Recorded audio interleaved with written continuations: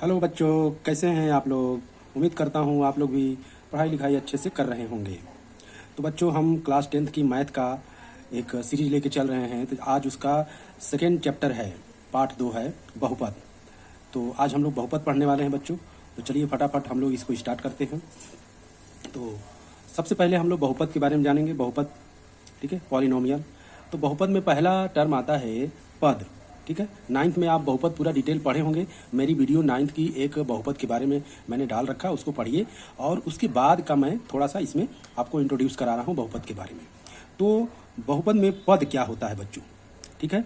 बहुपद में पद क्या होता है तो इसके बारे में आप जान लीजिए। जैसे मान लीजिए ये हमने ये एग्जाम्पल के तौर पे रखा है।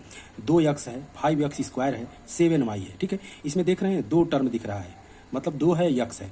तो ये एक पद हो गया, ठीक है। ये 5x² एक पद हो गया, 7y एक पद हो गया, ये सब पद है। अब इसमें देखिए बच्चों क्या है, ये 2 है, संख्या है, तो ये अचर पद हो गया, ठीक है। ये 2x है तो ये 2 हो जाएगा यहाँ पे, ठीक है। और ये x यहाँ है, चर हो जाएगा। तो x की वैल्यू हमेशा बदलती रहती है, ठीक। जिसकी वैल्यू बार बार बदलती हो, x की वैल्यू हमेशा बदलेगी, तो वो चर होते हैं। जितना अल्फ़ाबेट वर्ड्स होते हैं, जैसे x y z क ख ग घ, अगर सवाल में इनका प्रयोग हुआ है तो वो चर होते हैं। तो x की वैल्यू जो है हमेशा बदलती रहती है, तो वो चर है, उसको चर कहते हैं। और ये 2 जो है कांस्टेंट होता है, नहीं बदलता है, अचर है। अब जैसे ये 5x है, तो 5 जो है न्यूमेरिक वैल्यू है, मतलब संख्या वाला पद है, तो ये 5 यहाँ लिख देंगे, x² ये हो जाएगा, ये चर हो जाएगा। इसमें देखिए बच्चों 7 है, तो ये 7 हो जाएगा, ये y हो जाएगा। तो ये चर हो गए और ये अचर हो गए, ठीक है। तो आगे देखते हैं। अब बहुपद में क्या होता है कि पदों के हिसाब से बहुपद को कई भागों में बांटा गया है। जैसे जिस बहुपद में एक पद होगा, जैसे ये 2x है, 7x हो गया, 6y हो गया, ठीक है, 3m हो गया। तो ये सब मान के चलिए एक एक पद हैं, तो इसको एक पद ये बोलेंगे। ऐसा बहुपद जिसमें एक एक पद हो केवल, तो वो एक पद हो गया। ऐसा बहुपद, अब दूसरे नंबर पर देखिए द्विपदीय बहुपद। तो ऐसा बहुपद जिसमें 2 टर्म हो, जैसे देखिए 2x + 3y है, 3 है, तो ये दो पद हो गए। अब जैसे आगे हम एग्जांपल लिख दे रहे हैं, जैसे मान लीजिए 5x + 7y, देखिए 2 टर्म हो गए, तो 2 पद हो गए, तो द्विपद हो जाएगा, ठीक है। x + y हो जाएगा 2 पद, ठीक है। इसी तरह से आगे त्रिपदीय देख लीजिए, तो इसमें देखिए 3 पद, 1 पद, 2 पद, 3 पद, ठीक है। तो इसमें 3 पद हैं। अब इसी तरह से और भी देख लीजिए, 5x², ठीक है, 6x + 2, ठीक है। तो ये हो जाएगा तुम्हारा 3 पद, 1 2 3, इसमें 3 पद हो गए। तो इस तरीके से बहुपद में ये टर्म है, इनको जानना आपको जरूरत है, ठीक है। आगे देखते हैं बच्चों। जैसे बहुपद की घात, ऐसा बहुपद जिसमें उसकी जो उच्चतम घात होती है वही बहुपद की घात कहलाती है, ठीक है। डिग्री या पॉलिनोमियल इसको बोलते हैं बच्चों, ठीक है। जैसे मान लीजिए, जैसे एग्जाम्पल में ले लेते हैं 5x² - 2x + 3, ठीक है। तो इसमें देखिए इस त्रिपदीय बहुपद में सबसे अधिकतम घात किसकी है, कितनी है। यहाँ x की 1 घात है, x की 2 घात है, तो इसकी घात कितनी हो जाएगी, कितनी हो जाएगी बच्चों, 2 हो जाएगी। तो प्यारे बच्चों, x की घात, बहुपद की घात कितनी हो जाएगी, 2, ठीक है। आगे देखते हैं। तो बच्चों, अब अगला क्रम में आ रहा है बहुपद के शून्यक क्या होते हैं। तो कोई भी अगर बहुपद आप ले लेते हैं, जैसे हम कोई बहुपद लिखते हैं, फॉर एग्जाम्पल हम एक उदाहरण के तौर पे बहुपद का ऐसा मान जो बहुपद को 0 बना दे, जैसे हम एग्जाम्पल के थ्रू आपको समझाते हैं। तो ले लीजिए कोई भी बहुपद, जैसे मान लीजिए p(x) बराबर ले लेते हैं हम x² - 2x - 3, ठीक है। इस पर बहुपद की शून्य ज्ञात करना है। तो इस बहुपद का एक ऐसा मान इसमें रखिए x की जगह कि इस पूरे बहुपद को शून्य बना दे, वही बहुपद का शून्य कहलाएगा।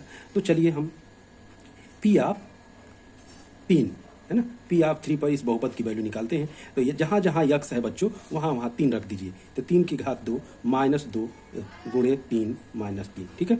3 का 2 बार गुणा करोगे बच्चों तो कितना आएगा, 9 आएगा। 3 दूना के 6 हो जाएगा, ये 3 हो जाएगा, ठीक है बच्चों। 9 -6 - 3 कितना हो जाएगा, -9 हो जाएगा। कट के क्या हो जाएगा, 0।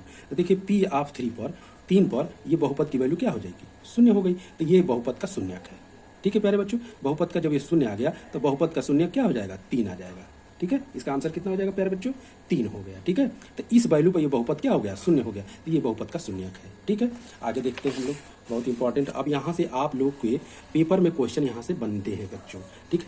रेखीय बहुपद क्या होता है, एक ऐसा बहुपद जिसका जिस बहुपद के, ठीक है, जिस बहुपद के यक्स की घात, चाहे यक्स के पद में वो बहुपद हो, चाहे वाई के पद में बहुपद हो, चाहे जेड के पद में बहुपद हो, उसकी मैक्सिमम घात 1 हो, ठीक है। जैसे एग्जाम्पल, जैसे मान लीजिए हम 2x + 3 रख दिए, ठीक है, तो x की घात कितनी है, 1 है, तो ये रेखीय समीकरण हो गया, रैखिक बहुपद हो गया, ठीक है। दूसरा एग्जाम्पल 3y + 5, देखिए y का घात 1 है मैक्सिमम, तो ये हो जाएगा रेखीय बहुपद, ठीक है। जैसे एक और ले लो, 6x प्लस मान लीजिए हम ले लेते हैं 5, ठीक है, तो यहाँ x की घात मैक्सिमम हो गया। अब देखिए रेखीय बहुपद जो होते हैं दो अचर पद वाले, चर पद वाले भी होते हैं, जैसे x + y, ये भी रेखीय बहुपद है, इसकी भी घात 1 है, इसकी भी घात 1 है। फॉर एग्जाम्पल एक और ले लो, 5x + y, देखिए इसकी भी घात 1 है, इसकी भी घात 1 है, तो ये रेखीय बहुपद हो गए प्यारे बच्चों।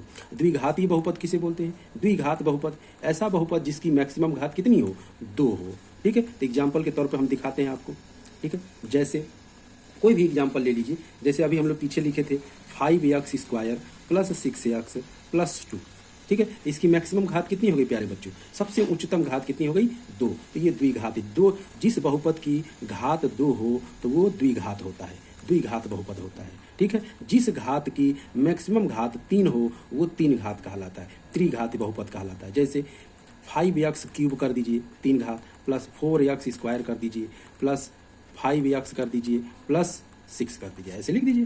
तो ये देखिए x के पद में 3 घात, 2 घात, 1 घात, ये 3 घात सबसे ज़्यादा है, ये त्रिघात बहुपद हो गया प्यारे बच्चों, ठीक है। तो ऐसे ऐसे जिसकी घात 3 हो तो त्रिघात बहुपद, जिसकी 2 घात हो तो द्विघात बहुपद, जिसका 1 घात हो मैक्सिमम वो रेखीय बहुपद कहलाएगा, ठीक है, इंग्लिश में लीनियर बोलते हैं।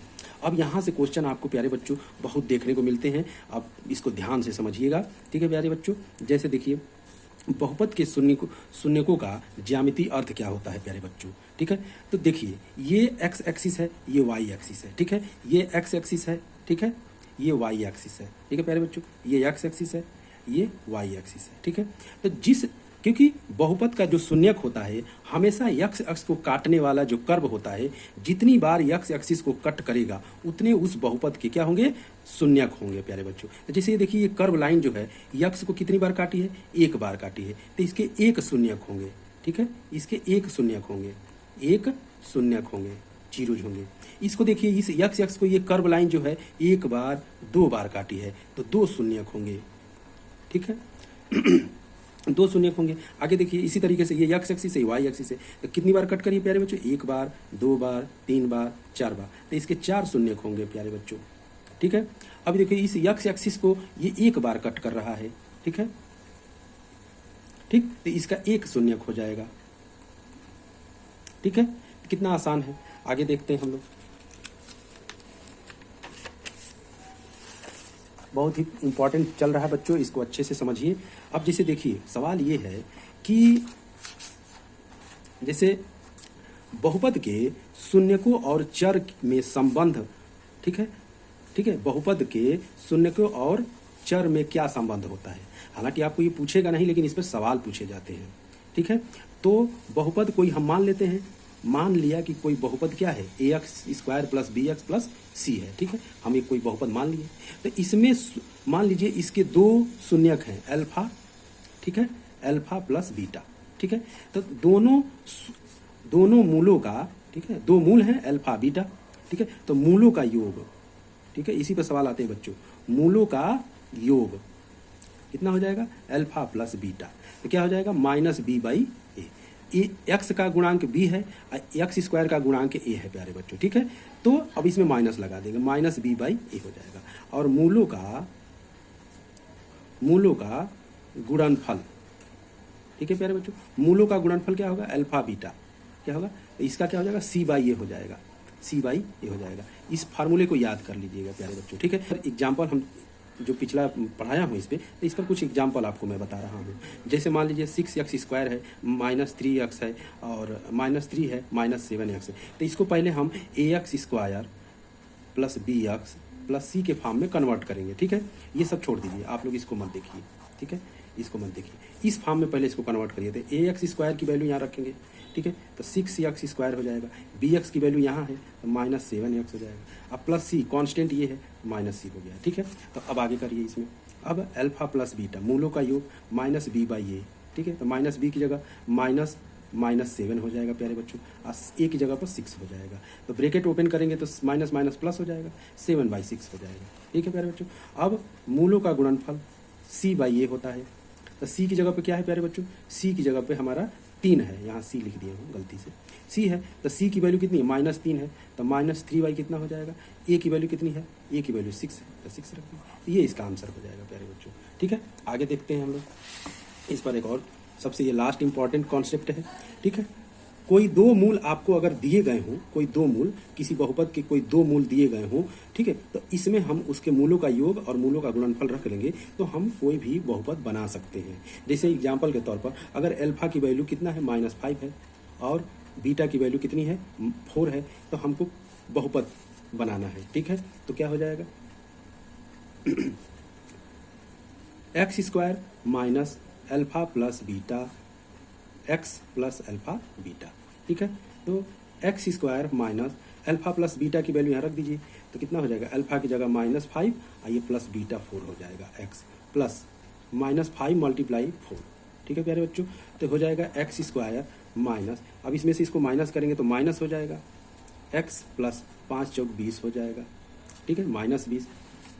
आगे देखते हैं, x² माइनस, जैसे ओपन होगा ब्रैकेट प्लस हो जाएगा, एक यक्स, जैसे ये ब्रैकेट ओपन होगा प्यारे बच्चों तो ये माइनस प्लस माइनस बन जाएगा, ठीक है। तो ये हमारा बन जाएगा x² प्लस x माइनस 20, तो ये हमारा बहुपद बनेगा बच्चों, ठीक है। वीडियो कैसा लगा, हम अगले चैप्टर में, अगले वीडियो में अगला चैप्टर लेकर आएंगे 2.1, ठीक है। तो हमारे वीडियो से जुड़िए, हमारे चैनल से जुड़िए, और ऐसे ही हम आपको सारे चैप्टर को बारी बारी से सॉल्यूशन कराएंगे, ठीक है। मिलते हैं अगले वीडियो में, और वीडियो अच्छा लगे तो लाइक और सब्सक्राइब शेयर जरूर कर दीजिएगा। धन्यवाद।